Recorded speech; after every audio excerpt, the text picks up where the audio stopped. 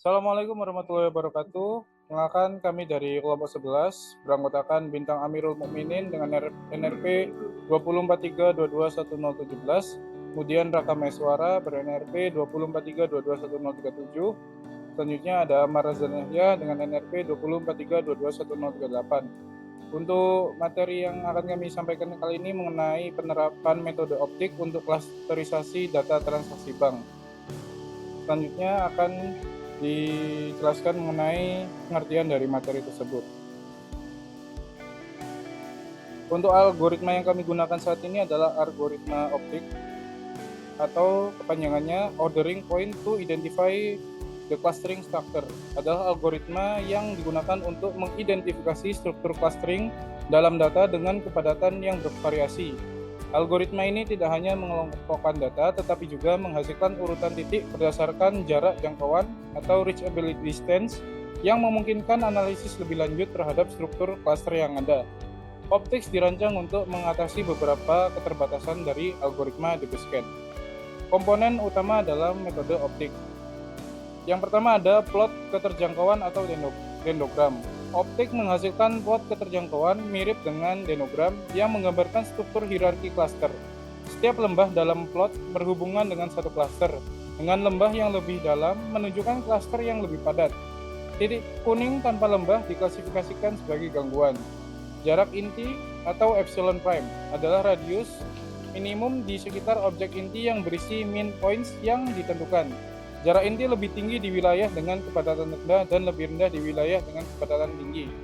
Kemudian ada jarak jangkauan.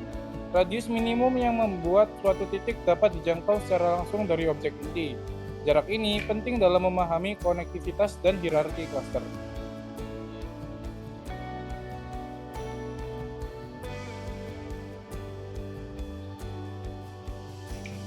Selanjutnya yaitu kelebihan dan kekurangan mengenai metode optik. Pada kelebihan, metode optik sendiri dapat mengelompokkan data dengan kepadatan yang bervariasi, dapat menghasilkan klaster yang lebih akurat dan outlier yang teridentifikasi dengan baik, mampu menangkap klaster dengan ukuran dan bentuk yang berbeda dalam distribusi data, dan tidak bergantung pada satu nilai epsilon.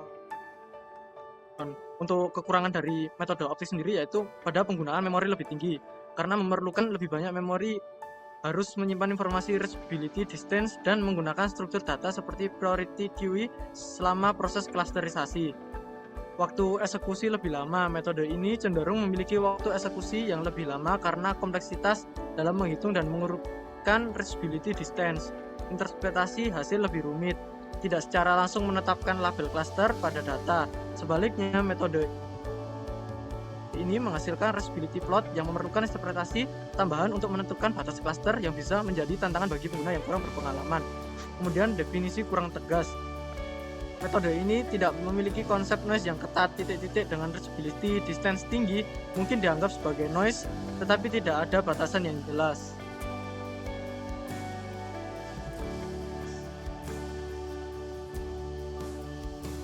Nah, bagaimana cara kerja optics untuk pengelompokan? Pada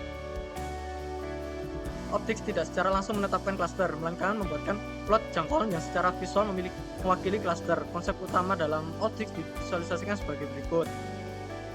Pada optics dapat dilihat untuk core distance of P dan juga reachability distance pada epsilon, pada contoh menggunakan 3 mm.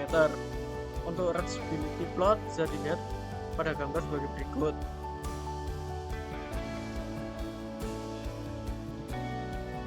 Selanjutnya, langkah demi langkah pengerjaan optik dari gambar. Algoritma memiliki titik awal dan memeriksa apakah titik tersebut memiliki setidaknya min points tetangga di dalam epsilonnya. Jika titik tersebut memenuhi persyaratan kepadatan, maka titik tersebut ditandai sebagai titik inti dan titik-titik di sekitarnya kemudian dianalisis. Jarak jangkauan dihitung untuk setiap titik tetangga. Titik-titik tersebut kemudian diproses berdasarkan urutan jarak keterjangkauan sehingga membentuk plot keterjangkauan.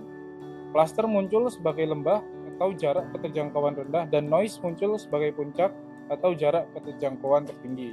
Bisa dilihat visualisasi dari tahapan-tahapan tersebut yang dijelaskan melalui gambar-gambar di sebelah kanan tersebut. Bisa dilihat bahwa pada suatu titik inti dicari tetangga-tetangga dari titik tersebut sehingga nanti akan ditentukan atau diukur untuk mengukur jarak keterjangkauan dan noise apabila terjadi jarak keterjangkauan yang tinggi.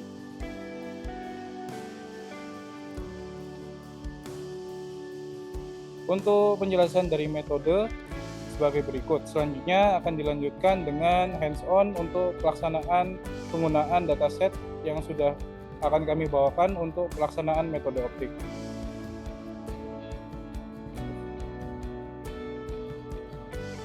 Sebelumnya, Assalamualaikum warahmatullahi wabarakatuh.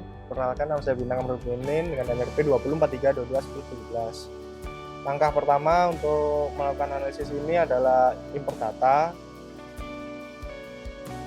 yaitu menggunakan data transaksi bank di Kaggle.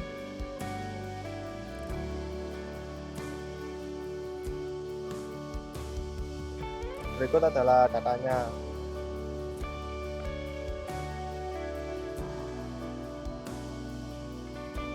Setelah itu melakukan pre-processing data. Data yang dihapus adalah transaction ID, account ID, device ID, IP address, merchant ID, transaction date, previous transaction date, location, dan login attempt.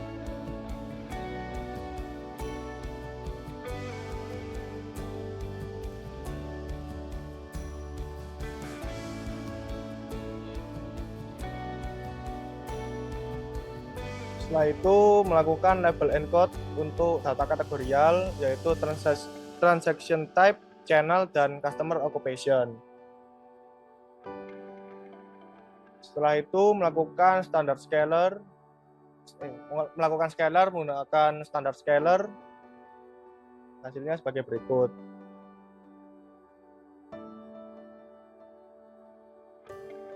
Setelah dilakukan scalar, dilanjutkan pengujian untuk optik dengan min PTS maksimal. Didapat optimal min PTS value adalah 50 dengan optimal siluet sebesar 0,55.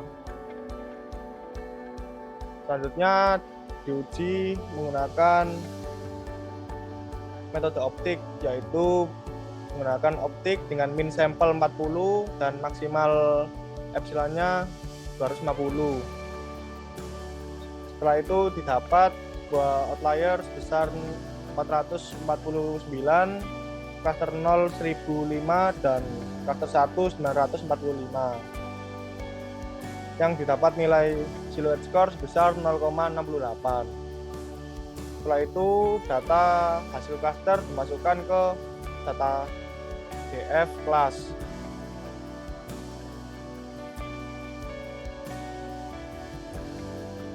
Setelah itu melakukan visualisasi data untuk melihat hasil cluster dengan perbandingan account balance dan transaction amount. Berikut adalah hasil cluster dari optik.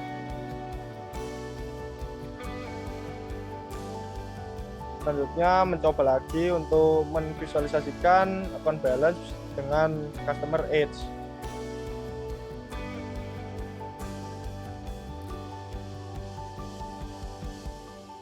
Selanjutnya melakukan visualisasi lagi untuk membandingkan account balance dan transaction duration. Berikut adalah hasil cluster menggunakan optik.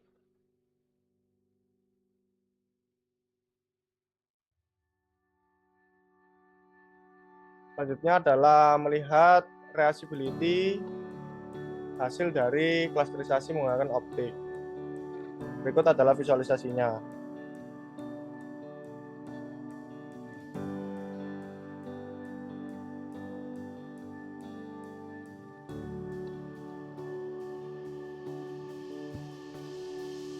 Baik, terima kasih atas perhatiannya. Dalam penggunaan video ini kami harapkan bisa membantu untuk pelaksanaan penggunaan metode optik untuk pelajaran sehari-hari. Mungkin dari kelompok 11 undur diri. Terima kasih. Wassalamualaikum warahmatullahi wabarakatuh.